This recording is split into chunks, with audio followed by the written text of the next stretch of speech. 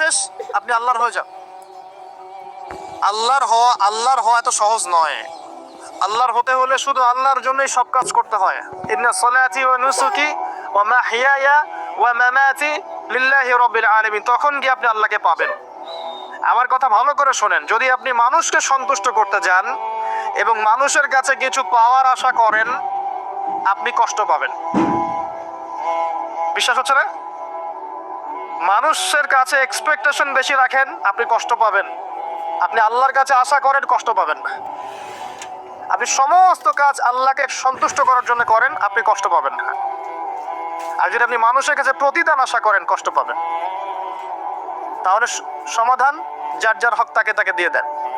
যার যার হক তাকে তাকে পরিপূর্ণ মাত্রায় দিয়ে দেন।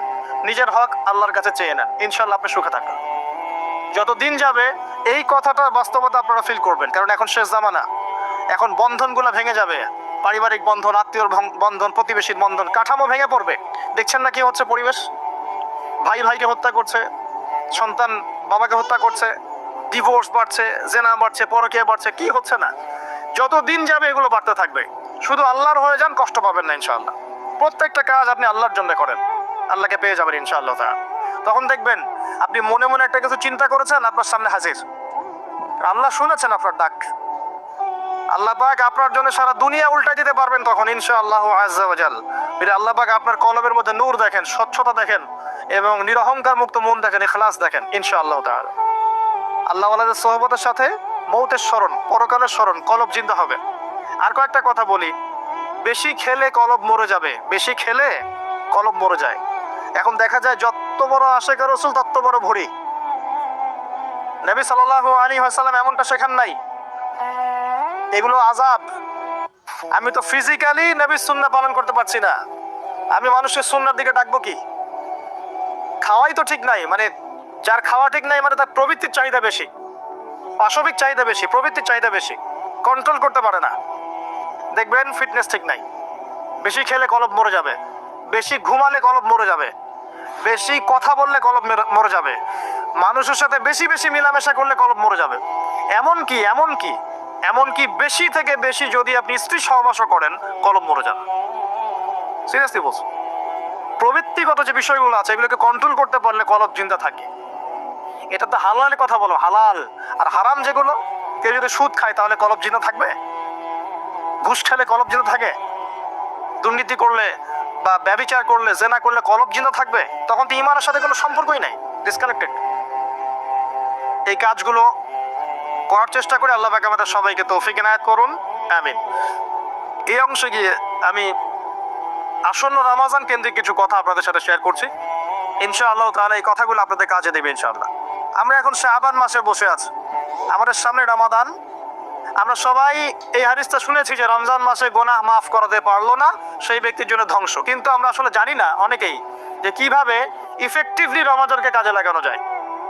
ইফেক্টিভলি রমজানকে কাজে লাগানোর জন্য কয়েকটা কাজ আমি আপনাদেরকে বলে দিচ্ছি। আমি দোয়া করছি আল্লাহ পাক প্রথমে আমাকে করার তৌফিক দান করুন, অতঃপর আপনাদের সবাইকে করার তৌফিক ইনায়াত করুন। কারণ আমি তাদের অন্তর্ভুক্ত হতে চাই না যাদের জিহ্বাকে আগুনের কেচি দিয়ে কেটে দেওয়া হবে। কাদের কেটে দেওয়া হবে? এক শ্রেণীর বক্তা যারা বলতো কিন্তু করতো না।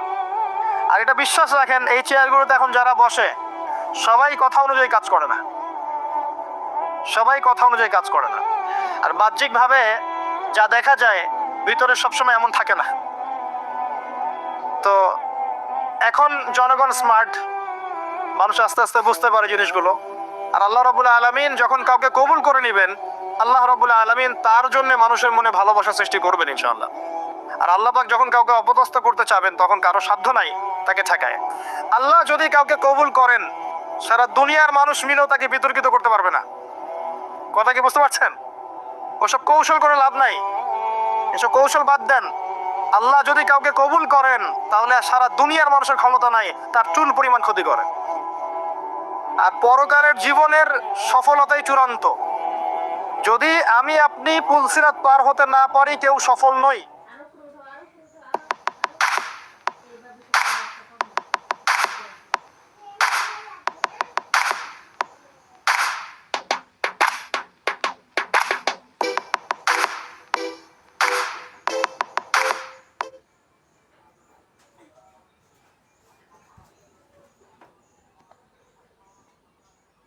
হতে না পারি কেউ সফল নই। যেই হন আপনি, যদি আপনি আমি আর আমি যেই হই না কেন, আমরা যেই হই না কেন, যদি পরকালে পুলসিরাত পার হতে না পারি কেউ সফল নই। আর এমন একজন ব্যক্তি যার নামও জানি না, মানুষটাকে চেনেও না, পরকালে আমার আগে চলে গেছে পুলসিরাত পার হয়, এই ব্যক্তি সফল। এটাই হচ্ছে পরকালের বাস্তবতা। দুনিয়ার জীবন তুচ্ছ, কিচ্ছু না। এখানে সফলতা ব্যর্থতা চূড়ান্ত মানদণ্ড হবে না, পরকাল হবে ইনশাআল্লাহ। তাই সবাই পরকালের বান্দা হওয়ার চেষ্টা করি। আল্লাহ পাক তৌফিক দান করুন। যার যার হক তাকে তাকে দিয়ে দেন। মধ্যমপন্থী থাকেন, চরমপন্থী হয়েন না, শৈথিলতাবাদী হয়েন না। চরমপন্থী হয়েন না যে ইসলামের নামে এমন কিছু করেন না যেটা সন্ত্রাস ছড়াবে, যেটা মানুষের ক্ষতি করবে, যেটা অমুসলিমদের ক্ষতি করবে, ইসলামের রেপুটেশন খারাপ করবে, এমন কিছু করতে যায় না। একই সাথে এত শৈথিলতাবাদীও হয় না যে খালি লা ইলাহা ইল্লাল্লাহ পড়েছি বাস জান্নাত, এখন আমি ঘুষ খাই, সুদ খাই, জেনা করি, ব্যবসা করি, যা উচ্চ তাই করি, এমনটা করতে যায় না। মধ্যমপন্থী থাকেন, ফরজ ওয়াজিব সুন্নাত মুস্তাহাব আমল করেন, সাধ্যমতো জ্ঞান চর্চা করেন, আমল করেন, পারিবারিক আদর্শ ঠিক করার চেষ্টা করেন, হালাল খান, আল্লাহর কাছে ক্ষমা চান, আল্লাহ সাধ্য অনুযায়ী চেষ্টা করছি, বাকি যেটা পারছি না আল্লাহ মাফ করে দিও। কারণ এখন এই যুগে আমি স্যারেন্ডার করছি। এই যুগে 100% ইসলাম পালন করা সম্ভব না, ইল্লা মাশাআল্লাহ।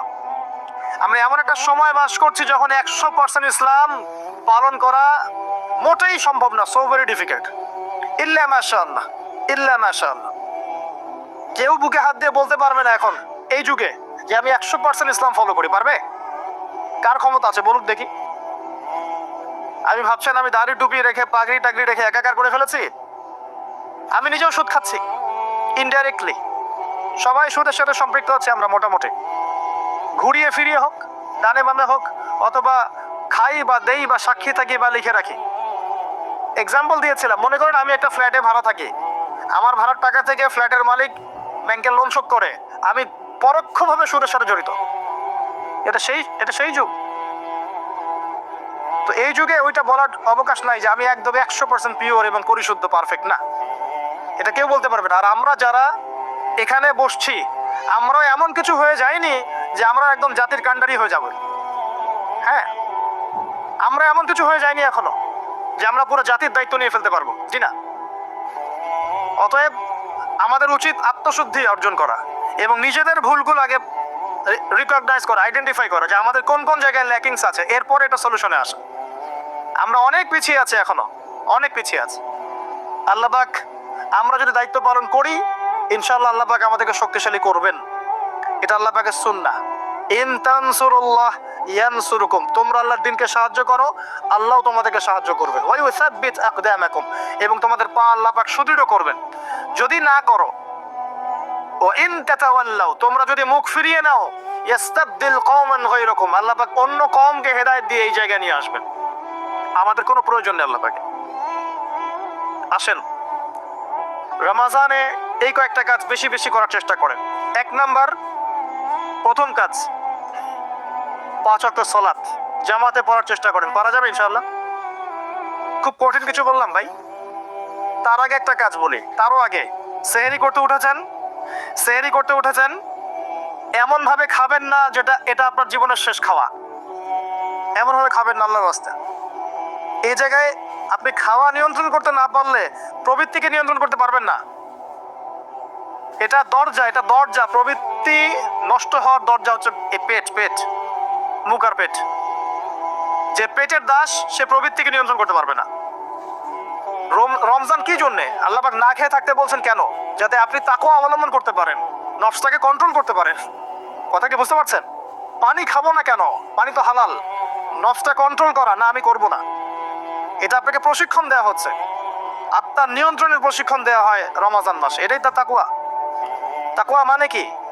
এই যে একটা মরুভূমি মনে করেন, বা সমুদ্রের বিচ মনে করেন, কক্সবাজার সমুদ্রের বিচ, এখানে অনেকগুলো কাঁচের টুকরা রাখা আছে, কাঁচের টুকরা ফেলে দেওয়া আছে।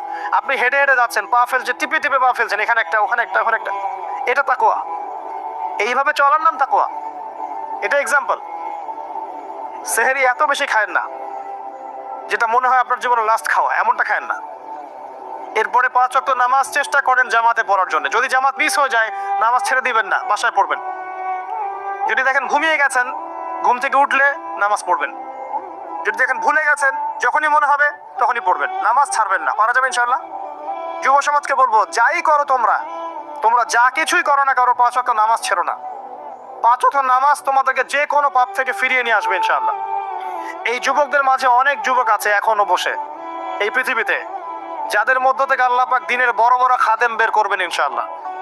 কাদেরকে বের করবেন? যাদের অন্তরে আল্লাহ পাক স্বচ্ছতা দেখবেন, পবিত্রতা দেখবেন, এদেরকে বের করবেন। এমন অনেক মানুষ ছিল যারা মিউজিক করতো ছেড়ে দিয়ে ইসলামের খেদমত করছে। এমন অনেক মানুষ ছিল যারা জেনা করেছে, পরে ফিরে এসে আল্লাহর দিনে দায়ী হয়েছে। এমন অনেক মানুষ আছে যারা বড় বড় কবিরা গুনাহ করেছে, পরে তওবা করে ফিরে এসে আল্লাহর দিনের খেদমত করছে, আছে না? এই মানুষগুলোকে আল্লাহ পাক হেদায়েত দিলেন কেন? উত্তর, তাদের কলবটা ছিল পরিচ্ছন্ন, সৎ অন্তর ছিল, আল্লাহর ভয় ছিল মনের মধ্যে। আল্লাহর ভয় থাকে, ফিরে আসবে ইনশাআল্লাহ। আমরা দোয়া করি আল্লাহ পাক তাদেরকে ফিরিয়ে দেখ, আমিন। শুধু তাই নয়, এখন ইসলামের যারা প্রকাশ্য শত্রু, তাদের মধ্য থেকেও আল্লাহ পাক ওমর এবং হামজা রাদিয়াল্লাহু আনহুর মতো মানুষ বের করতে পারেন। জানেন, ওমর রাদিয়াল্লাহু আনহু তরবারি নিয়ে বের হয়ে যাননি, তাকে আল্লাহ পাক দ্বিতীয় খলিফা বানাননি, তার মনটা ছিল পরিচ্ছন্ন, আল্লাহ পাক কবুল করেছেন। 5 ওয়াক্ত সালাত পড়ার চেষ্টা করেন জামায়াতের সাথে, আল্লাহ পাক তৌফিক দান করুন। একইভাবে ইফতার যখন করবেন তখন এমনভাবে খাবেন না এটা শেষ খাওয়া, গোগ্রাসে খাবেন না, 10টা 20টা 30টা আইটেম করার দরকার নাই। যতটুকু হলে আপনার ইবাদত করার শক্তি চলে আসে, এনাফ। আর বেশি বেশি হাইজেনিক খাবার খাবেন, বাইরের খাবার ভাজা পড়া বেশি খেতে যায় না, অসুস্থ হয়ে যাবেন। আমরা ইফতারে কিন্তু একদম বিরিয়ানি, পোলাও, কোরমা কত কি খাওয়া শুরু করি। সিম্পল খাবার খাওয়া শুরু করেন, সিম্পল খাবার খান, হোমমেড ফুড খান, বাইরের ম্যানুফ্যাকচার্ড ফুড খায়েন না, আপনি সুস্থ থাকবেন ইনশাআল্লাহ। কারণ ইফতারের পরে আছে আপনার তারাবি, তার ইফতার অল্প হালকা করেন। রমজান মাসে টার্গেট করেন যে আমি কোরআন অন্তত একটা খতম দিব, পড়া যাবে? 30 দিন 30 পারা, 1 পারা করে পড়া যাবে? যারা কোরআন পড়া জানি না, এই যে 1 মাস সময় আছে, 1 মাসের মধ্যে শিখে ফেলবেন, প্রমিস করেন, পারবেন? হাত উঁচু করেন, কথা দেন যে রমজান মাস আসার আগেই কোরআন তেলাওয়াত শিখে দেবো ইনশাআল্লাহ। বায়াত করালাম কিন্তু, আপনারা সবাই আমার মুরিদ, বসেন। হাদিয়াও দিবেন, যেহেতু মুরিদ হয়েছে এখন। হাদিয়া হচ্ছে দোয়া। কি দিবেন? দোয়া। রমজান মাসে 1 পারা করে প্রতিদিন 30 দিন 30 পারা পড়া যাবে ইনশাআল্লাহ। যারা হাফেজে কোরআন আছি তারা কোরআনটাকে হেফজ চর্চা করবো এই মাসে, এবং তারাবির নামাজ পড়াবো। তারাবির নামাজে এমন মানুষকে ইমাম রাখবেন যার তেলাওয়াতটা প্রচন্ড বিশুদ্ধ এবং সুললিত, শুনলেই মন কেড়ে ফেলে, এমন মানুষকে তেলাওয়াত করতে দিবেন তারাবির নামাজে। দেখবেন নামাজে মনোযোগ বাড়তে থাকবে ইনশাআল্লাহ। এটাকে এনজয় করবেন, তারাবিকে এনজয় করবেন। ওই 3G 4G স্পিডে নামাজ পড়তে যায় না, রিল্যাক্সে নামাজ পড়বেন, রিল্যাক্সে। আর আমরা তো একটা ঝগড়ায় অভ্যস্ত, 8 রাকাত না 20 রাকাত। এই রমজানে আল্লাহর রাস্তায় ঝগড়া করতে যায় না, আপনি নামাজের কোয়ালিটি বাড়ায় দেন। যদি 8 রাকাতও পড়েন, নামাজটাকে লম্বা করে পড়েন, নবীর মতো, পারা যাবে? আচ্ছা, নবী সাল্লাল্লাহু আলাইহি সাল্লামের 8 রাকাতের দলিল তো দেয়া হয়, কিন্তু নবী সাল্লাল্লাহু আলাইহি সাল্লাম যত লম্বা সময় ধরে 8 রাকাত পড়েছেন, এটা কি আমরা পড়ি? তাহলে আমরা সময়টা কেন নিলাম না? 8 রাকাত পড়তে পড়তে পা ফুলে যেত, আর আমাদের 8 রাকাত আধা ঘন্টা 1 ঘন্টায় শেষ, তাহলে কি হলো? তো এই যে বিষয়গুলো, এগুলোতে যায়েন না, ইখতিলাফগুলোতে যায়েন না, আপনি নামাজের কোয়ালিটি বাড়িয়ে দেন, সুন্দর করে নামাজ পড়েন, পারা যাবে ইনশাআল্লাহ। আল্লাহ পাক তৌফিক দান করুন। যদি পসিবল হয় রমজান উমরা করতে পারেন, এতে আপনি আরো সুন্দর করে ইবাদত করার একটা পরিবেশ পাবেন। সবার পক্ষে হয়তো পসিবল হবে না, যাদের পক্ষে হবে আপনারা করার চেষ্টা করতে পারেন। আল্লাহ তৌফিক দান করুন। রমজান একটা কাজ করবেন, বেশি থেকে বেশি মানুষকে ইফতার খাওয়াবেন, পারা যাবে? প্রত্যেক দিন ইফতার মাহফিল করবেন, মসজিদে ইফতার দিবেন এবং রোজাদারদেরকে ইফতার করাবেন। সওয়াব হচ্ছে প্রত্যেকের নেকি আপনি পেয়ে যাবেন ইনশাআল্লাহ। মনে করেন আপনি 10 জন রোজাদারকে ইফতার করিয়েছেন, এই 10 জনের রোজার নেকি আপনি একা পেয়েছেন। এই 10 জনের রোজার নেকি আপনি একা পেয়েছেন, ফ্রি, আপনার নেকি তো আছেই। অতএব যারা সামাজিক সংগঠন আছে বা সমাজের দায়িত্বশীল আছে, তারা যদি এগিয়ে আসে, প্রত্যেক দিন বহু মানুষকে ইফতার করানো সম্ভব না? আবার দেখবেন ঈদের রাতে, যেটাকে আমরা চাঁদ রাত বলি না কি বলি, আপনারা কি বলেন? ওই আর কি, তো চাঁদ রাত, ওই রাতে দেখবেন অনেক অসহায় দরিদ্র মিসকিন থাকে যাদের সেমাই খাবার টাকা নাই, আছে না? ওই রাতে আপনার সাদাকাতুল ফিতরগুলো দিয়ে দিবেন, সুন্দর করে বন্টন করবেন, ওই দরিদ্র মানুষের কাছে পৌঁছে দেবেন বাড়িতে বাড়িতে, পারা যাবে ইনশাআল্লাহ। এগুলোতে আপনি এনজয় করবেন রমজানকে। আত্মকেন্দ্রিক ভাবে থাকলে এনজয় করতে পারবেন না। আরেকটা কথা আছে, রমজান মাসে জাকাত দিয়ে দিবেন, যার যার জাকাত যেটা আছে। জাকাত দিবেন না, জাহান্নাম অবধারিত। যে সালাত পরে জাকাত দেয় না কাফের, সালাত পরে কিন্তু জাকাত দেয় না, এটা কুফরি। আবু বকর সিদ্দিক রাদিয়াল্লাহু তাআলা আনহু যাকাত অস্বীকারীদের এগেইনস্টে যুদ্ধ করেছিলেন। যাকাতটা কিন্তু নফল কিছু নয়, ফরজ। নিসাব পরিমাণ সম্পদ হয়েছে, যাকাত দিতেই হবে। আর আমি অনেকদিন বলেছি, ইসলামিক ইকোনমিক্সের বেইজই হচ্ছে যাকাত। ইসলামিক ইকোনমিক্সের ভিত্তি হচ্ছে যাকাত এবং ব্যবসা। ধনীর সম্পদে গরিবের হক। বাংলাদেশে এমনও মানুষ আছে যার একজনের যাকাত দিয়ে 100 পরিবার চলা সম্ভব। এমন মানুষ আছে, যদি সমস্ত জাকাতগুলোকে সুন্দরভাবে কালেক্ট করা যেত এবং উপরের লেভেল থেকে ডিস্ট্রিবিউট করা যেত, দেখেন বড় বড় মেগা প্রজেক্ট করতে পারতাম আমরা। কে বোঝাবে কাকে? কে বোঝাবে কাকে? কথা বললেই তো সমস্যা। জাকাত গরিবের হক। ধনীদের সম্পদ থেকে জাকাত নিয়ে আপনি একটা পাহাড় করতে পারতেন সম্পদের। এগুলোকে সুন্দর করে ডিস্ট্রিবিউট করতে পারলে, যেখানে কোনো দুর্নীতি নাই, দেখতেন বড় বড় মেগা প্রজেক্ট হচ্ছে। আমরা তো ব্যক্তিগতভাবেই জাকাত দেই না, অনেকেই দেই না, নামাজ পড়ি জাকাত দেই না, নিসাব কি তাই বুঝি না। জাকাত কিন্তু ফসলেরও আছে, ফসলের ওষুধ আছে না, চাষিরা ওষুধ দেয় না। রমজান মাসে সাদাকাতুল ফিতর আছে, এটাও দেয় না অনেকে। এগুলো ঠিক না। জাকাত বাধ্যতামূলক। জাকাত দিলে সমাজে একটা সাম্য তৈরি হবে, গরিব না খেয়ে মরবে না। জাকাত কেন্দ্রিক ইকোনমিক্স ছিল বলেই সাহাবায়ে কেরাম রাদিয়াল্লাহু আনহুমের যুগে একজন মানুষ খুঁজে পাওয়া যেত না যাকে সাহায্য করা লাগবে, সবাই স্বাবলম্বী হয়ে যেত, আলহামদুলিল্লাহ। অতএব রমজান মাসে জাকাত দিয়ে দেন আল্লাহর ওয়াস্তে, অন্যথায় কি হবে এটা বলে দিই। সূরা তাওবা আল্লাহ পাক বলেছেন, এই সম্পদগুলোকে আল্লাহ পাক একত্রিত করবেন, করে আগুনে জাল দিবেন, জাল দিয়ে সোনা রূপা বানাবেন, গলিত গলিত উত্তপ্ত সোনা রূপা বানিয়ে আল্লাহ পাক পিঠে, গালে, কপালে লেপটে দিবেন যারা জাকাত দেয় নাই তাদের জন্য। আমরা আশা করি এই শাস্তি পেতে চাই না, পেতে চাই? আল্লাহ পাক বোঝার তৌফিক দান করুন। রমজানে আর কিছু কাজ করুন, বেশি বেশি আল্লাহর জিকির করেন, দোয়া করেন বেশি থেকে বেশি। হিসনুল মুসলিম বইটা কিনেন, এখানে অনেক দোয়া দেয়া আছে। এগুলো মুখস্থ করার জন্য এখনই করে রাখেন। রমজানে বাসা থেকে বের হওয়ার দরকার নেই বেশি বেশি। বাজারে গেলে বাজারের দোয়াটা পরে চলে আসবেন। নিত্য প্রয়োজনে কিছু সবজি টবজি কিনতে হয়, এগুলো কিনবেন, এটা হয়তো কিনতে হয়, কিন্তু মেইন বাজারগুলো কিনে রাখেন আগে থেকে। আর এই সব এক শ্রেণীর মানুষ যারা আছে রমজানের নিত্য প্রয়োজনীয় দ্রব্যের দাম বাড়িয়ে দেয়, এদের উপর লানত অভিশাপ আল্লাহর। যারা ইচ্ছাকৃতভাবে মার্কেটে পণ্যের দাম বাড়িয়ে দেয় রমজান মাসে এবং রাষ্ট্রকে বিব্রত করে, জনগণকে বিব্রত করে, এদের উপর আল্লাহর অভিশাপ বর্ষিত হবে ইনশাআল্লাহ। এই কালোবাজারি যারা জোট চুরি করে, সিন্ডিকেট তৈরি করে, এই মানুষগুলোর উপর নবীর অভিশাপ থাকবে, আল্লাহর অভিশাপ থাকবে, দেখে নিন। এই সময় মানুষকে আরো বেশি বেশি খাওয়াবেন, দাম আরো কমিয়ে দিবেন। উল্টা এই সময় দাম বাড়িয়ে মানুষকে ভোগান্তির মধ্যে ফেলানো হয়। আর মানুষ সামান্য তেলের জন্য, চিনির জন্য, বুটের জন্য দৌড়াচ্ছে ট্রাকের পিছনে। সরকারের পক্ষে সব কাজ একা করা সম্ভব? আমরাই তো সিন্ডিকেট করছি, এখানে তাদের কি দোষ? অতএব ব্যবসায়ীদেরকে সতর্ক করব, ব্যবসা এ মাসে করতে যায় না, পরকালের ব্যবসা করেন, ইহকালের ব্যবসা করতে যায় না। রমজান মাসে পণ্যের দাম ফিক্স করে কমিয়ে দেন, বাজার নিয়ন্ত্রণ হবে। তাহলে না হলে তো আপনারা জনগণকে কষ্ট দিচ্ছেন, গভর্নমেন্টকে কষ্ট দিচ্ছেন, সবাইকে কষ্ট দিচ্ছেন। এই ফল কে ভোগ করবে? এর ফল জনগণকে ভোগ করতে হয়। আল্লাহ পাক এই শ্রেণীর মানুষের তাকদিরে হেদায়েত থাকে, হেদায়েত দেখ, না হলে এদের ব্যবসা আল্লাহ পাক বরকত তুলে নেক, আমরা বদদোয়া করে দিই। আরো বিষয় আছে, এগুলো যা কি সমস্যা আপনারা বুঝবেন না। ইসলামিক ইকোনমিক্স যদি পড়াশোনা করেন বুঝবেন, এগুলো এত বড় লেভেলের সমস্যা যার ফলে হিমশিম খেতে হয় মানুষের জীবনযাত্রার মানকে একটা নিয়ন্ত্রণে নিয়ে আসতে।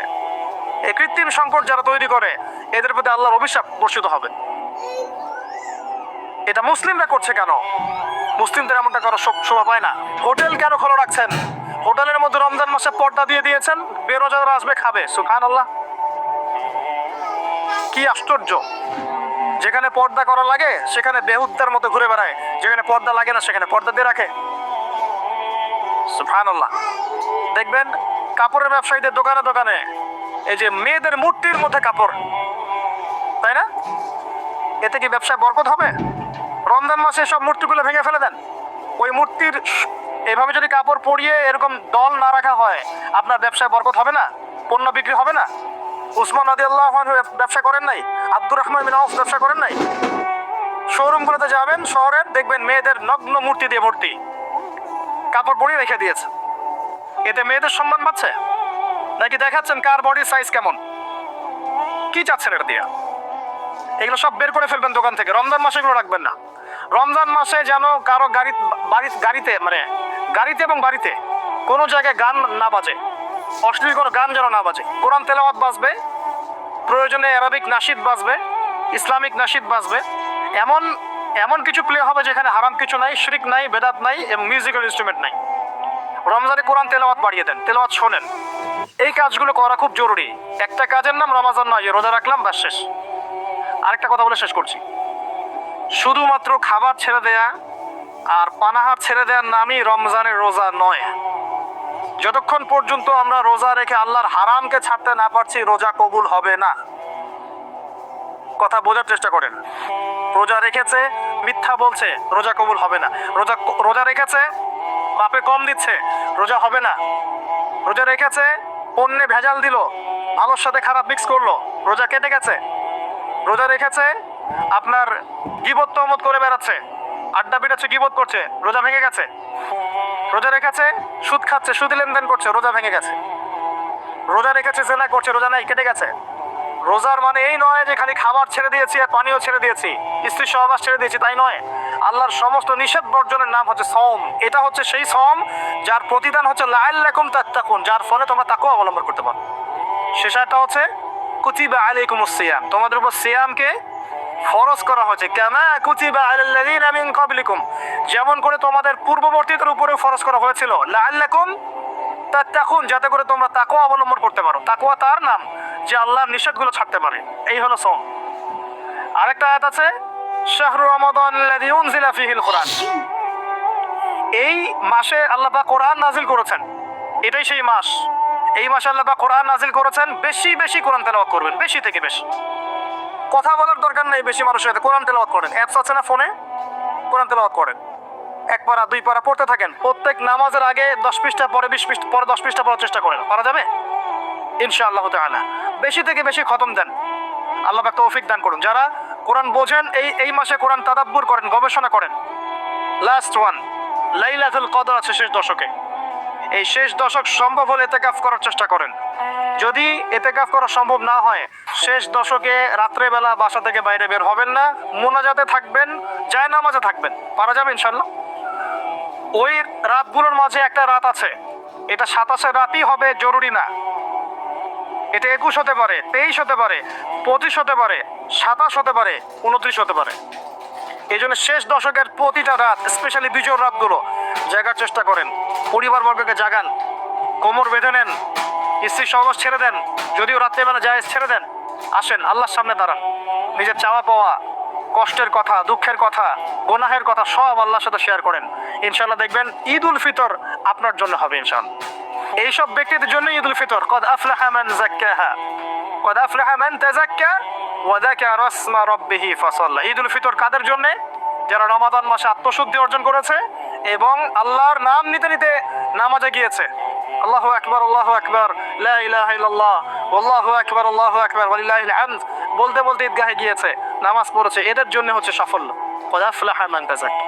আল্লাহ পাক আমাদের সবাইকে এই আসন্ন মাহে রমাজানে সবচেয়ে সেরাভাবে রমাজানকে কাটানোর তৌফিক আল্লাহ পাক আমাদেরকে দান করুন। আল্লাহ পাক আমাদেরকে বেশি বেশি কোরআন এই মাসে তেলাওয়াত করার তৌফিক দান করুন। আমি দোয়া করি আল্লাহ পাক আমাদেরকে এই মাসে বেশি বেশি দান খয়রাত করার তৌফিক দান করুন, যাকাত দেওয়ার তৌফিক দান করুন, ইফতার করানোর তৌফিক দান করুন, মানব সেবামূলক কাজ করার তৌফিক দান করুন। আল্লাহ পাক এই মাসে আমাদেরকে বেশি বেশি আল্লাহ জিকির করার তৌফিক দেখ, দোয়া করার তৌফিক দেখ। আল্লাহ পাক এই মাসে ইসলামিক সংস্কৃতিকে জাগ্রত করুন, পরিবারবর্গকে নিয়ে যেন আমরা ইসলাম পালন করতে পারি। আল্লাহ পাক সেই তৌফিক দান করুন, আমিন। প্রজন্ম কি করে? এই প্রজন্ম ওই সময় ফ্রি ফায়ার খেলে, পাবজি খেলে। ওই সময় দেখবেন ফোনে রাত জেগে জেগে জেগে জেগে জেনা করছে আর মেয়ের সাথে কথা বলছে। এই সময়টাতে কি করে? মুভিজ দেখে, কোনো কোনো ক্ষেত্রে পর্ন দেখে, সিরিয়াল দেখে। একবারে ভোর হবে যখন, ফজরের আজানের আগ দিয়ে ঘুম দিয়ে দিবে, উঠবে জোহরের নামাজের আগে। এটা ট্রেডিশন, এখন এটা চলছে। এবং এই কাজগুলো করতে করতে করতে করতে ফিজিক্যালি, মানসিকভাবে তো আগেই বিকলাঙ্গ হয়ে গেছে, ফিজিক্যালি এরা এত দুর্বল হয়ে গেছে যে আমাদের বাপ দাদাদের জেনারেশনের গায়ে এখনো যে শক্তি আছে, তাদের গায়ে সেই শক্তি এখন নাই। হে টিকটক প্রজন্ম, তোমাদেরকে কি বোঝাতে পারলাম?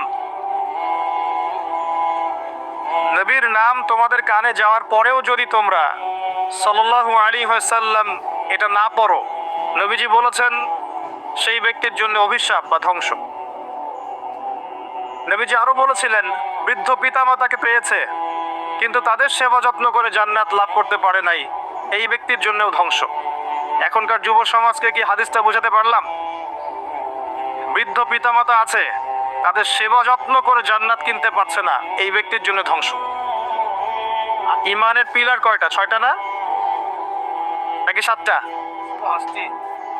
5টা। সুবহানাল্লাহ। জিবরাইল আলাইহিস সালাম মুহাম্মদ সাল্লাল্লাহু আলাইহি ওয়াসাল্লামকে জিজ্ঞাসা করছেন, মাল ঈমান, আখবিরনি আনিল ঈমান। হে মুহাম্মদ সাল্লাল্লাহু আলাইহি ওয়াসাল্লাম, আমাদেরকে বলুন ঈমান কাকে বলে, আমাকে বলুন ঈমান কাকে বলে। নবী সাল্লাল্লাহু আলাইহি ওয়াসাল্লাম বলছেন, আল ঈমান, ঈমান হচ্ছে আন তুমিনা বিল্লাহ, 1 নাম্বার তুমি বিশ্বাস করবে আল্লাহর প্রতি, ওয়া মালাইকাতিহি, এবং তার ফেরেশতা মণ্ডলীর প্রতি, ওয়া কুতুবিহি, তার আসমানি কিতাব সমূহের প্রতি। সমস্ত আসমানি কিতাব, শুধু কোরআন নয়, সমস্ত আসমানি কিতাব আল্লাহর পক্ষ থেকে এসেছেন, বিশ্বাস করতে হবে। ওয়া রুসুলিহি, সমস্ত নবী রাসূলগণের প্রতি বিশ্বাস করতে হবে। শুধু মুহাম্মদ সাল্লাল্লাহু আলাইহি ওয়াসাল্লামই একমাত্র রাসূল নন, এর আগেও অসংখ্য নবী রাসূল এসেছেন, বিশ্বাস করতে হবে। ওয়াল ইয়াউমিল আখির, পরকালের জীবনের প্রতি, মৃত্যুর পর পরকাল আছে, কবর আছে, জান্নাত জাহান্নাম আছে, মিজান পুলসিরাত আছে ইত্যাদি। 6, ওয়াল কদরি খায়রিহি ওয়া শাররিহি, তাকদীর বা ভাগ্যের ভালো এবং মন্দের প্রতি বিশ্বাস করতে হবে। এই 6টা পিলারে যে ব্যক্তি বিশ্বাস করে মন থেকে, মুখে স্বীকৃতি দেয়, কাজে বাস্তবায়ন করে, তাকে আমরা বলছি পরিপূর্ণ মুমিন। কথা কি বুঝতে পারছেন? এই হলো ঈমানের 6টা পিলার, 5টাও নয় 7টাও নয়। 5টা পিলার হচ্ছে ইসলামের। ইসলামের পিলার কয়টা? 5টা। একটা হচ্ছে তাওহীদ, সাক্ষ্য দেওয়া যে আল্লাহ ছাড়া কোনো ইলাহ নেই, মুহাম্মদ সাল্লাল্লাহু আলাইহি ওয়াসাল্লাম আল্লাহর বান্দা এবং রাসূল। 2 নাম্বার সালাত কায়েম করা। 3 নাম্বার যাকাত প্রদান করা। 4 নাম্বার রমাদান মাসে, এই যে আসন্ন রমাদান মাসে সওম রাখা। এবং 5 নাম্বার সামর্থ্য হলে হজ করা। এই 5টা হচ্ছে ইসলামের পিলার। তাহলে ইসলামের ভিত্তি কয়টা? ঈমানের ভিত্তি কয়টা?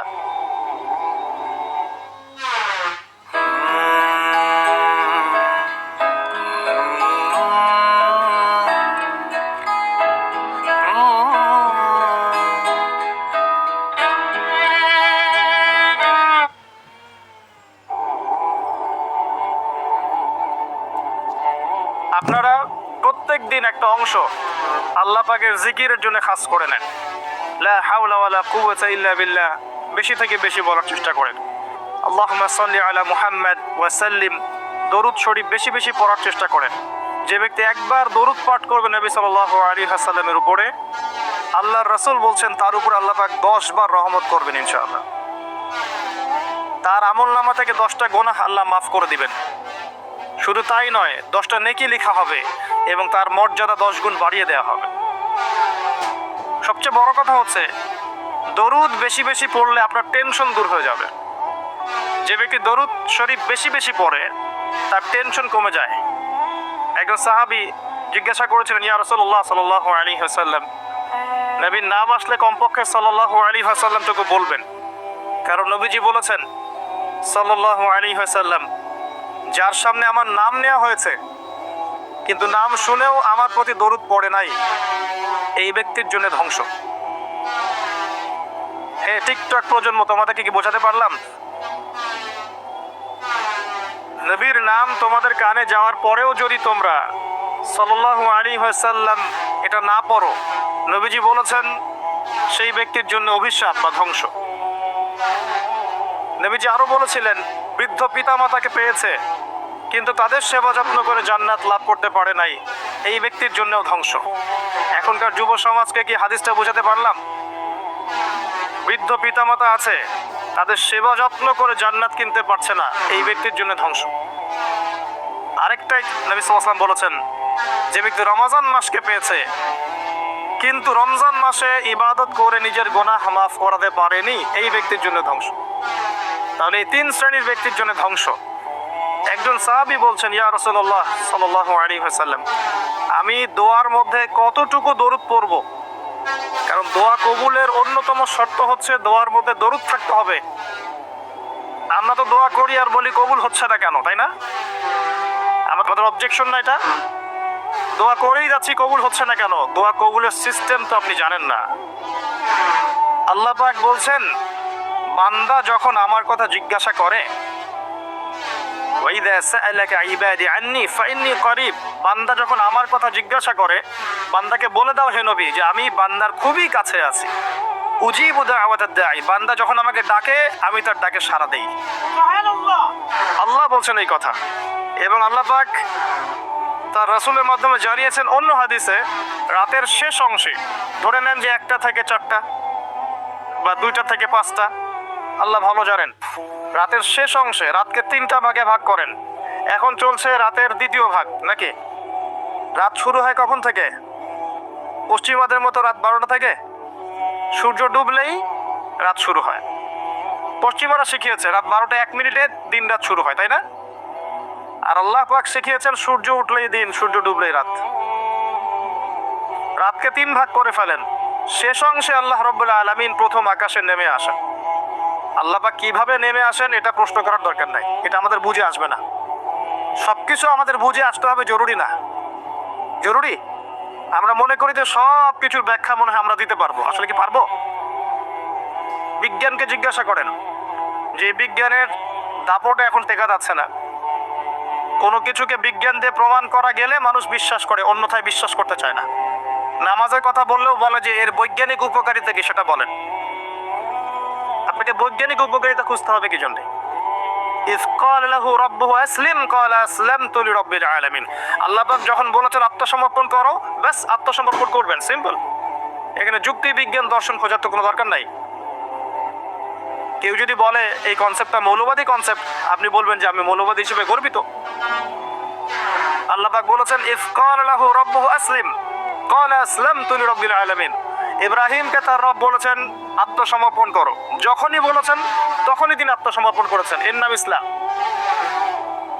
সবকিছুকে এই 3টা বিষয় দিয়ে প্রমাণ করা নাও যেতে পারে।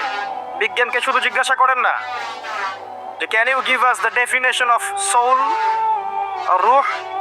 বিজ্ঞান, তুমি কি আমাদেরকে আত্মার সংজ্ঞা দিতে পারবে? পারবে? আত্মা কাকে বলে, কত প্রকার, কি কি, আত্মা কঠিন নাকি তরল না বায়বীয়, পারবে? পারা যাবে? তাহলে কি আত্মার অস্তিত্ব নাই? একজন মানুষ জীবিত, একজন মৃত, কি পার্থক্য এর মধ্যে? একজন জীবিত, একজন মৃত, কি পার্থক্য? কি নাই তার মধ্যে? ইহুদিরা জিজ্ঞাসা করেছিল নবী সাল্লাল্লাহু আলাইহি ওয়াসাল্লামকে, ওই যে 3টা প্রশ্ন করেছিল না, আসহাবুল কাহফের কি হয়েছিল, যুলকারনাইন বাদশার কি হয়েছিল, এবং রূহ কাকে বলে। তারাও এর সংজ্ঞা খুঁজেছে। আর ইহুদিদের কাছে সবচেয়ে বেশি আসমানি কিতাব এসেছে, বনু ইসরাইল। আল্লাহ পাক উত্তরে কি বলেছেন? সূরা বনী ইসরাইলের 81 নম্বর আয়াতটা পড়ে দেখেন। ইয়াসআলুনাকা আনির রূহ, তোমাকে তারা আত্মা সম্পর্কে জিজ্ঞাসা করছে। কুলির রূহ মিন আমরি রাব্বি, বলে দাও রূহ হচ্ছে তোমার রবের আদেশ মাত্র। আল্লাহর আদেশে মায়ের গর্ভে এসেছে, আল্লাহর আদেশে দেহ থেকে বের হয়ে চলে যাবে। কোনো ব্যাখ্যার দরকার আছে? মানুষ মারা গেলে, হুট করে মারা গেলে বলে হার্ট অ্যাটাক করে মারা গেছে, কারণের দরকার আছে? আল্লাহর হুকুম হয়েছে মরে গেছে, সিম্পল। এই রূহটা কোথায় ছিল? এই রূহটা ছিল রূহের জগতে, আলমে আরওয়াহ একটা জগৎ আছে।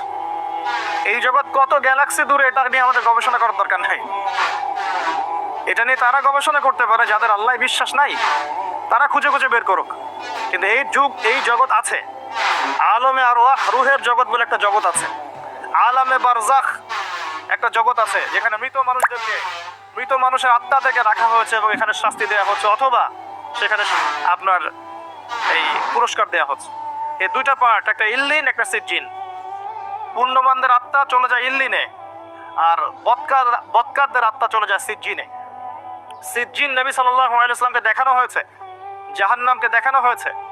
মেরাজের রাতে তিনি দেখে এসেছেন সুদখোরদেরকে রক্তের নদীতে ফেলে মাথা ফাটিয়ে দেওয়া হচ্ছে।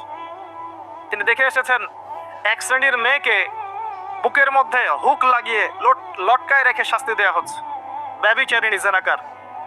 দেখানো হয়েছে এক শ্রেণীর মানুষ পচা গোশত খাচ্ছে, ভালো গোশত খাচ্ছে না, এরা ছিল পরকীয়াকারী। স্ত্রী ছিল বাইরের মেয়ের সাথে জেনা করত, স্বামী ছিল বাইরের ছেলের সাথে জেনা করত। নবীকে দেখানো হয়েছে যে এক শ্রেণীর মানুষ আগুন খাচ্ছে, পেটের ভিতর দিয়ে ঢুকছে, পায়খানার রাস্তা দিয়ে বের হয়ে যাচ্ছে, এতিমের মাল ভক্ষণ করেছিল এরা। দেখানো হয়েছে এক শ্রেণীর মানুষের জিহ্বা আগুনের কেচি দিয়ে কেটে দেওয়া হচ্ছে, বলা হয়েছে এরা আপনার উম্মতের বক্তা, কথা বলতো, নিজে আমল করতো না। দেখানো হয়েছে যে এক শ্রেণীর মানুষ হামাগুড়ি দিচ্ছে, হাতে তামার নখ, এই নখ দিয়ে গাল হেঁচড়াচ্ছে, গায়ের চামড়া গোশত করে ফেলছে, সেটা খাওয়ার চেষ্টা করছে। গীবতকারী, মৃত ভাইয়ের গোশত খাওয়ার মতো পাপ। এরকম অনেক শাস্তি নবী সাল্লাল্লাহু আলাইহি ওয়াসাল্লামকে দেখানো হয়েছে। এবং বেশি থেকে বেশি জাহান্নামে দেখানো হয়েছে অহংকারী মানুষদেরকে, উদ্ধত মানুষদেরকে এবং মহিলাদেরকে। বারজাখ নবী সাল্লাল্লাহু আলাইহি ওয়াসাল্লাম দেখে এসেছেন। বলতে চাচ্ছি, যেটা দেখা যায় না তাকে বিশ্বাস করব না, এই কনসেপ্ট ঠিক না। কোনো কিছুকে বিজ্ঞান, যুক্তি, দর্শন প্রমাণ করলেই বিশ্বাস করতে হবে, না হলে করব না, এই দর্শন ঠিক না। কারণ মানুষের জ্ঞান নিতান্তই ক্ষুদ্র, এই ক্ষুদ্র জ্ঞানের মানুষ সবকিছু ব্যাখ্যা করতে পারবে না। নবী সাল্লাল্লাহু আলাইহি ওয়াসাল্লাম এর উপর দরুদ পড়লে এক শ্রেণীর মালায়েকা দরুদগুলোকে সংগ্রহ করেন, সংগ্রহ করে নবীর কবরে পৌঁছে দেন, তিনি উত্তর দিয়ে থাকেন ওয়া আলাইকুস সালাম। সাহাবী জিজ্ঞাসা করছেন, আমার দোয়ায় আমি কতটুকু দরুদ পড়ব? দোয়া কবুলের সেই কথা বলছিলাম। রাতের শেষ অংশে আল্লাহ পাক নেমে আসেন, কিভাবে আসেন আপনার জানার দরকার নেই, বিশ্বাস করেন। এসে বলতে থাকেন, কে আছো আমার কাছে কিছু চাইবে আমি তোমাকে দান করব, কে আছো আমাকে ডাকবে আমি তোমার ডাকে সাড়া দেব, কে আছো আমার কাছে ক্ষমা চাইবে আমি তোমাকে ক্ষমা করে দেব।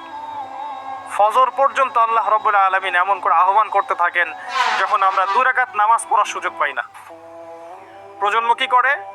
এই প্রজন্ম ওই সময় ফ্রি ফায়ার খেলে, পাবজি খেলে, ওই সময় দেখবেন ফোনে রাত জেগে জেগে জেগে জেগে জেনা করছে আর মেয়ের সাথে কথা বলছে। এই সময়টাতে কি করে? মুভিজ দেখে, কোনো কোনো ক্ষেত্রে পর্ন দেখে, সিরিয়াল দেখে। একবারে ভোর হবে যখন, ফজরের আজানের আগ দিয়ে ঘুম দিয়ে দিবে, উঠবে জোহরের নামাজের আগে। এটা ট্রেডিশন, এখন এটা চলছে। এবং এই কাজগুলো করতে করতে করতে করতে ফিজিক্যালি, মানসিকভাবে তো আগেই বিকলাঙ্গ হয়ে গেছে, ফিজিক্যালি এরা এত দুর্বল হয়ে গেছে যে আমাদের বাপ দাদাদের জেনারেশনের গায়ে এখনো যে শক্তি আছে তাদের গায়ে সে শক্তি এখন নাই।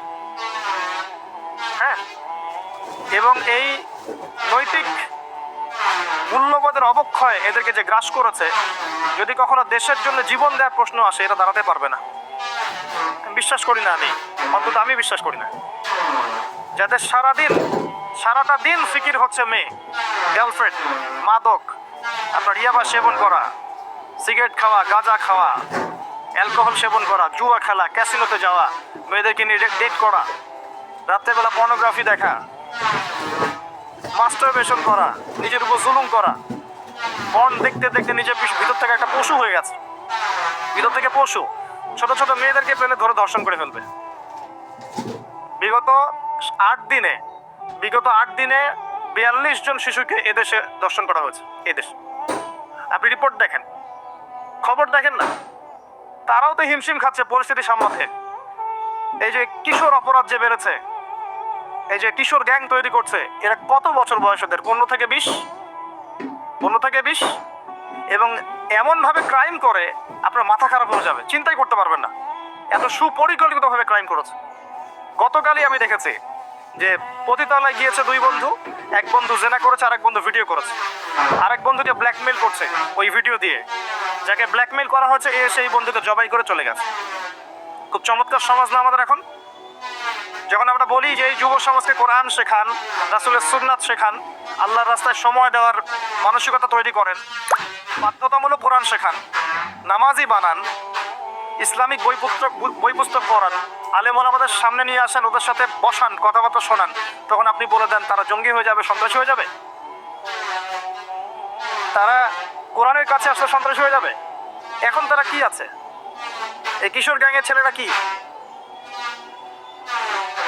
সবকিছু বাহ্যিক চোখ দিয়ে দেখতে হবে এমন নয়, অভ্যন্তরীণ চোখটাকে কাজে লাগান। আল্লাহর বিধান কোরআন এবং সুন্নাহর মধ্যেই শান্তি কামিয়াবি আছে। আল্লাহ পাক প্রথম আকাশে নেমে এসে আহ্বান করেন, কে আছো চাইবে আমি দিব, কে আছে ক্ষমা চাবে আমি ক্ষমা করে দেব, কে আছো আমাকে ডাকবে আমি তোমার ডাকে সাড়া দিব। আমাদের আল্লাহ বলতে থাকেন। দোয়া কবুলের সময়গুলো শুনে নেন। রাতের শেষ অংশে দোয়া কবুল হয়, বৃষ্টি পড়ছে, বৃষ্টি দোয়া করলে দোয়া কবুল হয়।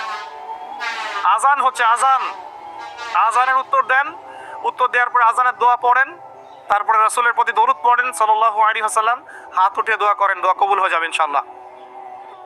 আজান হয়েছে, ইকামত হবে, আজান ইকামতের মাঝখানে একটা সময় আছে না, এই সময় দোয়া করেন, দোয়া কবুল হয়ে যাবে ইনশাআল্লাহ। সুন্দর করে ওযু করেন, ওযু করে হাতটা তুলে দোয়া করেন, দোয়া কবুল হয়ে যাবে ইনশাআল্লাহ। 2 রাকাত নামাজ পড়েন, 2 রাকাত নামাজে মনোযোগ ঠিক রাখার চেষ্টা করেন, নামাজ শেষে হাত তুলে দোয়া করেন, দোয়া কবুল হয়ে যাবে ইনশাআল্লাহ। আপনি কোনো ভালো কাজ করেছেন, গোপনে দান করেছেন বা কোনো দান সাদাকা করেছেন, ভালো কাজ করেছেন, কেউ দেখে নাই, আল্লাহ দেখেছেন, এই কাজ থেকে ওসিলা করে দোয়া করেন, দোয়া কবুল হয়ে যাবে ইনশাআল্লাহ। পারা যাবে? আরেকটা বড় অস্ত্র বলে দিচ্ছি, নামাজের সেজদায় যখন আপনার মাথা আপনার সবচেয়ে উঁচু জায়গাটা সবচেয়ে নিচু জায়গায় লাগিয়েছেন, আল্লাহর সামনে নত করেছেন, এই সেজদায় তাসবিহ পাঠ করেন সুবহান রাব্বিয়াল আ'লা অথবা সুবহানাকা আল্লাহুম্মা রাব্বানা ওয়া বিহামদিকা আল্লাহুম্মা ইগফিরলি অথবা সুবহুন কুদ্দুসুন রব্বুল মালাইকাতি ওয়ার রূহ পাঠ করেন, করার পর দোয়া করেন। সেজদায় যে দোয়াই করবেন ইনশাআল্লাহ কবুল হয়ে যাবে। সেজদায় যে দোয়াই করবেন ইনশাআল্লাহ কবুল হয়ে যাবে। বলেন সুবহানাল্লাহ। নবী সাল্লাল্লাহু আলাইহি ওয়াসাল্লাম বলেছেন, বান্দা সেজদায় আল্লাহর যতটা কাছে থাকে অন্য কোনো সময় এত কাছে যেতে পারবে না। আর আমরা কি করে টুক করে সেজদা দিয়ে টুক করে উঠে যাই, একটা দোয়া করার সুযোগ পাই না, চান্সও দেই না। সেজদায় দোয়া কবুল হয়, প্রত্যেকটা সেজদায় একটা করে দোয়া করেন না, একটা করে দোয়া করেন। আরবিতে দোয়া করতে পারলে সবচেয়ে ভালো, যেগুলো কোরআন এবং সুন্নাহ থেকে সাব্যস্ত। যদি নফল নামাজ পড়েন, আপনার আরবি জানা নাই মোটেই, বাংলাতেই বলেন, আল্লাহ আমি অসুস্থ, আমাকে শেফা দাও, আল্লাহ আমার ছেলেটাকে হেদায়েত দাও, আল্লাহ আমার রিজিক প্রশস্ত করে দাও, আল্লাহ আমাকে হালাল রিজিকের ব্যবস্থা করে দাও, আল্লাহ আমাকে মাফ করে দাও, বলা যায় না? দোয়া কবুল অন্যতম সময় রমজান মাস যেটা সামনে আসছে, রোজা রাখা অবস্থায় আপনি দোয়া করলে দোয়া কবুল হয়ে যাবে ইনশাআল্লাহ। এবং যখন মানুষ আপনার আমল দেখছে না, আপনি গোপনে আমল করছেন, সৎ আমল, যে কাজগুলো মানুষ দেখছে না, আপনি জানেন, আল্লাহ জানেন, ওই কাজগুলোকে দোহাই করে আল্লাহর কাছে দোয়া করেন, কবুল হয়ে যাবে ইনশাআল্লাহ। আরো আছে, অসুস্থ হয়েছেন, দোয়া করেন, দোয়া কবুল হতে পারে। অসুস্থ রুগী দেখতে গিয়েছেন, রুগীকে বলেন আমার জন্য দোয়া করেন, দোয়া কবুল হবে ইনশাআল্লাহ। রুগীর দোয়া ফেরেশতাদের দোয়ার মতো, রুগীর দোয়া মালায়েকার দোয়ার মতো কবুল হয়ে যায়। দোয়া কবুল করতে হলে বেশি বেশি দরুদ পড়েন, ইনশাআল্লাহ দোয়া কবুল হয়ে যাবে। ওই সাহাবীর কথা বলছিলাম, তিনি বলছেন, ইয়া রাসূলুল্লাহ, আমি দোয়ায় কতটুকু দরুদ পড়ব? নবীজি বলছেন, তোমার যতটুকু ইচ্ছা। সাহাবী বলছেন, আমি কি 4 ভাগের 1 ভাগ করব? নবীজি বললেন, তোমার যতটুকু ইচ্ছা, বাড়াতে পারলে ভালো হয়। সে বলছে, আমি কি তাহলে অর্ধেক দরুদ পড়ব? নবীজি বললেন, তোমার ইখতিয়ার, যদি বাড়াতে পারো খায়ের। সবশেষে সাহাবী বলছেন, আমি কি পুরোটা সময়ই দরুদ পড়ব? নবীজি বলছেন, তাহলে তোমার কোনো দুশ্চিন্তা থাকবে না, তোমার কোনো টেনশন থাকবে না, তোমার সবকিছু ক্লিয়ার। ইহকাল পরকালের সব দায়িত্ব আল্লাহ নিয়ে নিবেন ইনশাআল্লাহ। জুমার দিন আসবে, পরশু দিন আসবে না, অনলি একটা আমল বলছি। জুমার দিন আমি 3টা আমলকে বেশি গুরুত্ব দেই। 1 নাম্বার হচ্ছে সূরাতুল কাহফ, যেটা আপনাকে মাসিহুদ দাজ্জাল থেকে বাঁচাবে। 2 নাম্বার বেশি থেকে বেশি দরুদ পড়া, এই দিন দরুদ পেশ করা হয় নবী সাল্লাল্লাহু আলাইহি ওয়াসাল্লামের কাছে। আর 3 নাম্বার এটা যেটা আপনাদেরকে শেয়ার করছি, সেটা হলো আল্লাহ রাসূল সাল্লাল্লাহু আলাইহি ওয়াসাল্লাম বলেছেন, কেউ যদি জুমার দিনে সকাল সকাল গোসল করে, আর্লি মর্নিং গোসল করে ফেলে, একদম ফরজ গোসলের মতো, এবার সবচেয়ে উত্তম কাপড়টা পরে, নোংরা কাপড় না, বেস্ট কাপড়টা পরে, আতর খুশবু ব্যবহার করে, সুগন্ধি ইউজ করে, সুগন্ধি ব্যবহার করে সে সকাল সকাল পায়ে হেঁটে মসজিদে যায়, বাহনে চড়ে নয়, পায়ে হেঁটে মসজিদে গিয়ে ইমাম বয়ান খুতবা শুরু করার আগেই মসজিদে চলে গেছে, ইমামের কাছাকাছি বসে, কাউকে কষ্ট দেয় না, ইমাম খুতবা দিচ্ছে, সে চুপচাপ শুনছে, কাউকে কষ্ট দেয় না। এমনকি পাশে কেউ কথা বলে তাকে এতটুকু বলে না চুপ করো, এতটুকু বলে না, চুপচাপ খুতবা শুনে নামাজ পড়ে ইমামের সাথে সালাম ফিরায়। নবী সাল্লাল্লাহু আলাইহি ওয়াসাল্লাম বলছেন, এই যে প্রতি পদক্ষেপ হেঁটে এসেছে, প্রত্যেক পদক্ষেপের বিনিময়ে 1 বছরের নফল নামাজ, 1 বছরের নফল রোজার নেকি দেয়া। এই আমলগুলো খুব সহজে আমরা করতে পারি। আমি শুরু করলাম কিছু আমল দিয়ে, যে আমলগুলো আপনারা নিয়মিত করার চেষ্টা করেন। আল্লাহ পাক আপনাদের সবাইকে তৌফিক এনায়েত করুন, আমিন। আর কিছু কিছু সূরা আছে যেগুলো নিয়মিত পড়তে হয়, যেমন সূরা ফালাক, সূরা নাস, সূরা ইখলাস। সকালে 3 বার, সন্ধ্যায় 3 বার, 3-3-3 9, আবার 3-3-3 9। নবী সাল্লাল্লাহু আলাইহি ওয়াসাল্লাম বলছেন, দৃশ্য অদৃশ্যের যে কোনো অনিষ্ট থেকে আল্লাহ পাক আপনাকে হেফাজত করবেন ইনশাআল্লাহ তাআলা। আরো আছে সূরা মুলক। এই যে রাত হয়েছে এখন, রাতের বেলা কেউ যদি ঘুমানোর আগে সূরা মুলক তেলাওয়াত করে ঘুমায়, ওই ব্যক্তির কবরের আযাব সূরা মুলক ঠেকিয়ে দিবে ইনশাআল্লাহ। সূরা মুলক আল্লাহর সাথে তর্ক করবে, বাকবিতণ্ডা করবে এবং তার পাঠকারীর জন্য সুপারিশ করবে, আল্লাহ পাক তার কবরের শাস্তি মাফ করে দিবেন ইনশাআল্লাহ। যে ঘরের মধ্যে সূরা বাকারা তেলাওয়াত করা হয়, সেই ঘর থেকে শয়তান পালিয়ে যায়। যে ব্যক্তি সূরা বাকারা নিয়মিত তেলাওয়াত করে, তার জীবনে বরকত নেমে আসে। কি আসে? আল্লাহর রহমত আর বরকত নেমে আসে। যে সূরা বাকারা তেলাওয়াত ছেড়ে দেয়, সূরা বাকারা তেলাওয়াতটা করে না, ছেড়ে দেয়, তার জীবনে আক্ষেপ আসে, আক্ষেপ।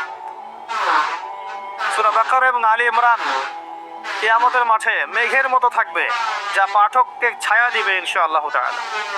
এছাড়া আপনারা জানেন যে প্রত্যেকটা হরফে 10টা করে নেকি আপনারা পাবেন। আলিফ লাম মিম বললে মিনিমাম 30টা নেকি পাবেন ইনশাআল্লাহ তাআলা। আয়াতুল কুরসি, আয়াতুল কুরসি প্রত্যেক ফরজ নামাজের পর একবার করে যে পাঠ করবে, মৃত্যু ব্যতীত এই ব্যক্তির জান্নাতে যাওয়ার কোনো বাধা নাই। মৃত্যুবরণ করলেই জান্নাত ইনশাআল্লাহ তাআলা। আরেকটা আমল বলে দেই, সূরাতুল বাকারা এর শেষের 3টা আয়াত। আমাদের নবী সাল্লাল্লাহু আলাইহি ওয়াসাল্লাম মেরাজে গিয়েছিলেন। মেরাজে নবী সাল্লাল্লাহু আলাইহি ওয়াসাল্লামকে আল্লাহ পাক 3টা হাদিয়া দিয়েছেন স্পেশাল। কয়টা? তার প্রথমটা হচ্ছে 50 ওয়াক্ত সালাত, যেটাকে আমরা এখন 5 ওয়াক্ত পড়ি, কিন্তু নেকি হবে 50 ওয়াক্তের। যে 5 ওয়াক্ত পরে 50 ওয়াক্তের নেকি হবে ইনশাআল্লাহ। এই উম্মতের যে কেউ যে কোনো ভালো কাজ করলেই 10 দিয়ে গুণ করা হবে ইনশাআল্লাহ। 1 টাকা দান করেছেন, 10 টাকার নেকি পাবেন মিনিমাম। একটা ভালো কথা বলেছেন, 10টা ভালো কথার নেকি পাবেন ইনশাআল্লাহ। একটা রোজা রেখেছেন, 10টার নেকি পাবেন ইনশাআল্লাহ। এই উম্মতের জন্য খাস, একটা ভালো কাজ করলে 10 গুণ বাড়িয়ে দেওয়া হয়, কিন্তু একটা খারাপ কাজ করলে 10 গুণ বাড়ানো হবে না, একটাই থাকবে ইনশাআল্লাহ। প্রথম হাদিয়া 50 ওয়াক্ত নামাজ। দ্বিতীয় হাদিয়া হচ্ছে, এই উম্মতের কেউ যদি শিরক না করে মারা যায়, listen to me very carefully, এই উম্মতের যে কোনো ব্যক্তি শিরকের পাপ না করে মারা যায়, আল্লাহ পাক তার বড় বড় গুনাহগুলোকে মাফ করে দিবেন ইনশাআল্লাহু আযজা ওয়া জাল। আর কি চান? আল্লাহ পাক বলছেন হাদিসে কুদসির মধ্যে, হে আদম সন্তান, তুমি যদি আমার সামনে আসমান জমিন সমান পাপ নিয়ে হাজির হও, আসমান জমিন সমান গুনাহ নিয়ে হাজির হও, কিন্তু আমার সাথে কাউকে শরীক করো নাই, শিরকের পাপ নাই, তাহলে আমি আল্লাহ তোমার সামনে আসমান জমিন সমান ক্ষমা নিয়ে হাজির হব। বলেন সুবহানাল্লাহ। তারপরেও একটা কথা বলতে চাই, তারপরেও আল্লাহ পাক এত বড় নিশ্চয়তা দেওয়ার পরেও উম্মতে মুহাম্মাদের মধ্যে 73 দল হবে, যার 72 দল জাহান্নামে যাবে। আমি কি বুঝাতে পারছি? এত বড় রহমত দেওয়ার পরেও উম্মতে মুহাম্মাদের 73 দল হবে, যার মধ্যে 72টা দলই জাহান্নামে যাবে, একটা জান্নাতে যাবে। মা আনা আলাইহি ওয়া আসহাবি, যারা নবী সাল্লাল্লাহু আলাইহি ওয়াসাল্লাম এবং সাহাবীদের আদর্শের উপরে থাকবে ইনশাআল্লাহ তাআলা। আর ইসলামের নামে যারা দলাদলি করেছে, তারা সবাই এই আয়াত দিয়ে দলিল পেশ করছে। এটাও একটা বিস্ময়কর বিষয়। এত বড় মার্সি থাকার পরেও প্রত্যেক হাজারে 999 জন মানুষ জাহান্নামে যাবে। বলেন নাউযুবিল্লাহ। আর সূরা আরাফের 179 নম্বর আয়াতে আল্লাহ পাক আরো বলেছেন, ওয়ালাকাদ যারানা লিজাহান্নামা কাসীরাম মিনাল জিন্নি ওয়াল ইনস, আমি প্রচুর জিন আর মানুষকে দিয়ে জাহান্নাম পূর্ণ করব, প্রত্যেক হাজারে 999 জনকে দিয়ে। কি অপরাধ? কি অপরাধ? উত্তর, লাহুম কুলুবুন লা ইয়াফকাহুনা বিহা। 1 নাম্বার অপরাধ, তাদের কলব ছিল, উপলব্ধি করতো না। আবার শোনেন, তাদের কলব ছিল, উপলব্ধি করতো না। ওয়ালাহুম আযানুন লা ইয়াসমাউনা বিহা, কান দিয়েছিলাম শোনে নাই। ওয়ালাহুম আ'য়ুনুন লা ইউবসিরুনা বিহা, চোখ দিয়েছিলাম দেখেনি। উলাইকা কাল আনআম, এরা গবাদি পশুর মতো। বাল হুম আদল, বরং তার চেয়েও নিকৃষ্ট। ওয়া উলাইকা হুমুল গাফিলুন, এরা হচ্ছে গাফেল সম্প্রদায়। আল্লাহ রাব্বুল আলামিন বলেছেন সূরা আরাফ 179 নম্বর আয়াত। তাহলে জাহান্নামে যাওয়ার কারণ বুঝতে পারছি, তিনটা বড় বড় কারণ। হৃদয় দিয়েছে আল্লাহ উপলব্ধি করার জন্য, এমনি এমনি নয়। আল্লাহ পাক কান দিয়েছেন শোনার জন্য। কি শুনবেন? আল্লাহর ওহী শোনেন নাকি মিউজিক শুনবেন? গান বাজনা শুনবেন? কি শুনবেন? কান দিয়েছি শোনে নাই, হক কথা শোনেনি। ওয়ালাহুম আ'য়ুনুন লা ইউবসিরুনা বিহা, চোখ দিয়েছিলাম দেখে নাই। কি দেখে নাই? আল্লাহর নিদর্শন দেখেনি, আল্লাহর মারিফত দেখে নাই, আল্লাহকে উপলব্ধি করেনি, আল্লাহর সামনে আত্মসমর্পণ করেনি। চোখ দিয়েছে, কি দেখেছে? চোখ দিয়ে জেনা দেখেছে, পর্নোগ্রাফি দেখেছে, মিথ্যা দেখেছে, বাতিল দেখেছে।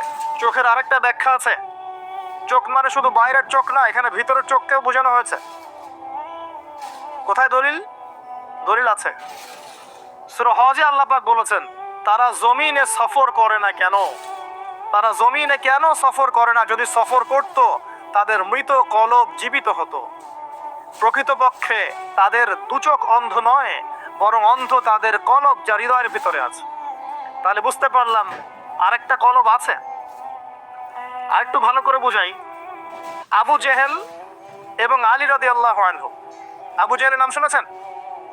আলী রাদিয়াল্লাহু আনহু নাম শুনেছেন? দুইজনকে আমরা ডাক্তারের কাছে পাঠালাম। কোথায় পাঠালাম? চোখের ডাক্তারের কাছে। তো চোখের ডাক্তার চেক আপ করে দেখে বলল যে দুইজনের চোখ তো ক্লিয়ার, কোনো সমস্যা নাই। এখন আপনি আমাকে বলেন, আবু জেহেল সত্য চিনতে পারলো না কেন, আর আলী রাদিয়াল্লাহু আনহু সত্য চিনতে কিভাবে পারলেন? কোন চোখ দিয়ে? বলেন এবার। দুজনের বাইরের চোখ কি নষ্ট? দুজনের বাইরের চোখ সমান। তাহলে কোন চোখ নষ্ট আবু জেহেলের? Rinco Mané, participe nata telefil. Rinco Mané, participe fano furtir fil. নাটা জেলি আর পানীয়র এক অসম কম্বিনেশন, ড্রিঙ্কো। চিল থাকতে চান? ড্রিঙ্কো চাবান। তাহলে কোন চোখ নষ্ট আবু জেহেলের? তার মানে দুটো চোখ আছে, অভ্যন্তরীণ দৃষ্টি আছে। এটা আল্লাহর নূর আর বাসিরা দিয়ে দেখা যায়। কখন এই চোখটা খুলবে? এটা একটা ভালো প্রশ্ন। এই চোখটা খুলবে কখন?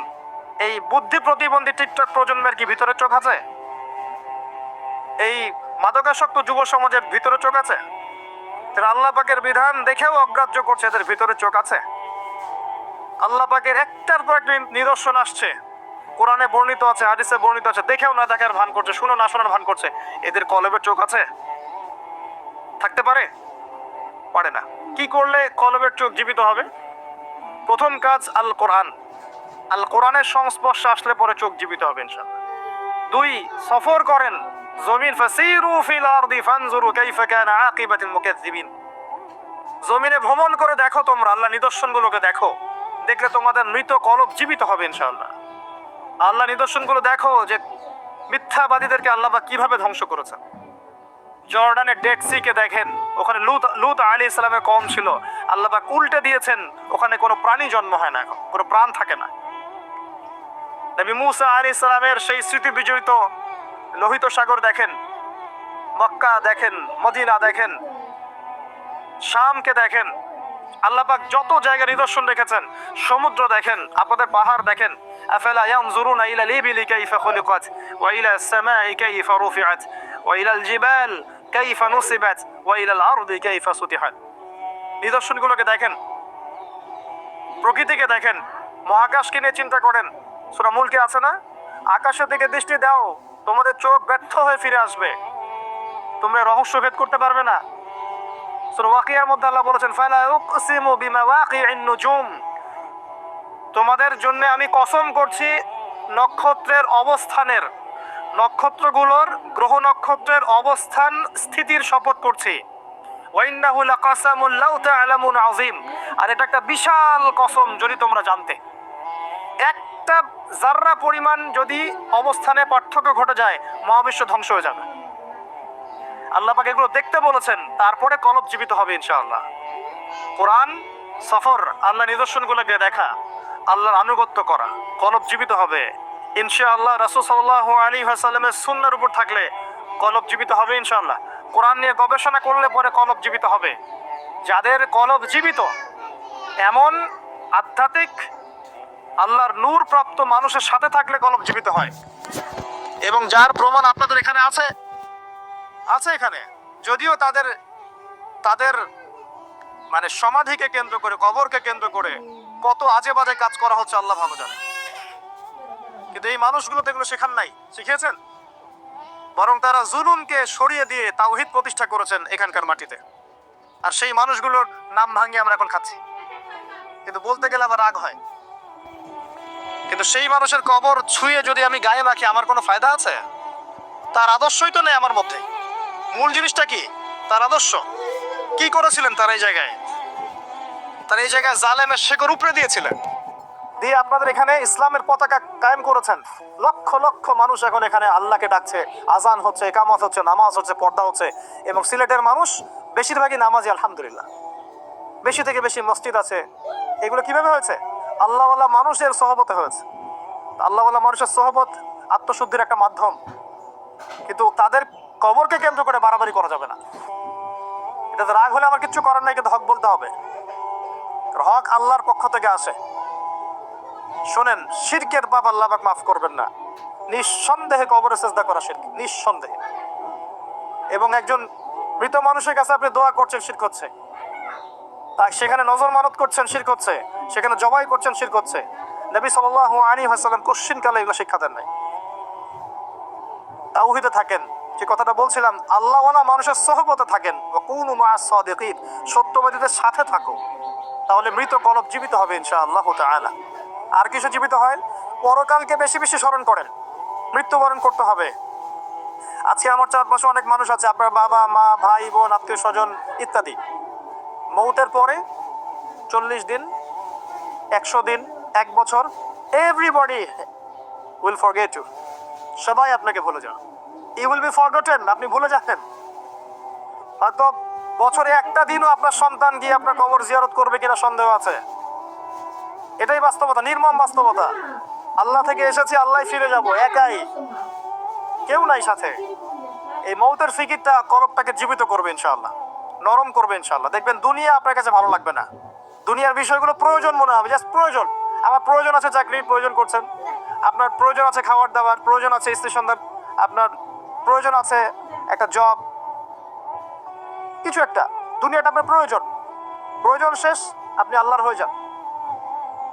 আল্লাহর হওয়া এত সহজ নয়। আল্লাহর হতে হলে শুধু আল্লাহর জন্যই সব কাজ করতে হয়। ইন্না সলাতি ওয়া নুসুকি ওয়া মাহইয়ায়া ওয়া মামাতি লিল্লাহি রাব্বিল আলামিন, তখন গিয়ে আপনি আল্লাহকে পাবেন। রেকর্ড হইতেছে কথা বল।